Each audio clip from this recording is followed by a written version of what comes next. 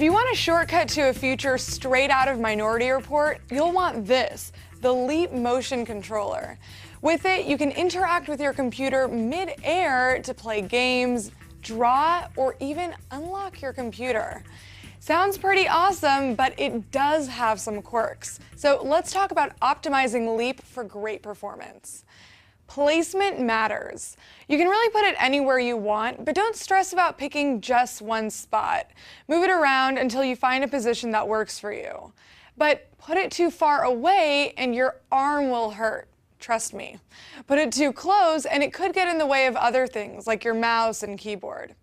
On a desktop, my recommendation is to leave it between your keyboard and screen when you're not actively using it. On a laptop, you'll have to leave it off to the side. Then bring it closer to the front when it's your primary input device. It doesn't matter which way it's facing. Another tip, keep it smudge-free. Whenever you move it around, take a second to wipe it clean with a microfiber cloth. If there's a huge smudge, Leap will let you know with a little notification, but those lighter, undetected fingerprints could also get in the way of tracking.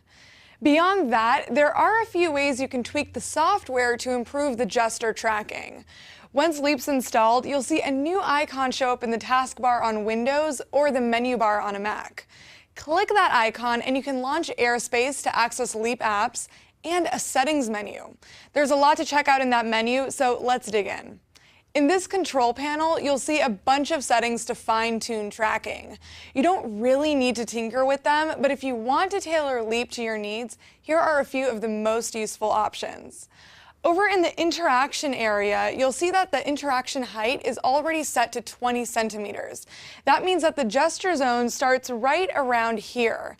If you want, you can use the slider to lower or raise that zone. You can also use the auto interaction height tool, but it's kind of unreliable and better left alone. Under the tracking tab, take a look at tracking priority. By default, it's balanced, so Leap gives equal attention to speed and accuracy of your movements. But if you're doing something like drawing and you want to see a boost in precision, choose that option. Same goes for high speed. Just remember that you'll see a drop in performance for the other tracking element, so use this tool carefully. Now, if you notice tracking is kind of off, you might need to recalibrate using this troubleshooting tool. To use it, pick up your Leap controller and tilt it around in different directions to paint the screen green until you get a score of 80. That's it. Recalibration is complete and you should see better tracking. If you've done all of these things and you're still not happy with Leap's performance, it might be your computer's specs. Even though Leap's minimum requirements are relatively low, its performance seriously improves on better systems. Close some programs or maybe consider upgrading if you're going to be using it often.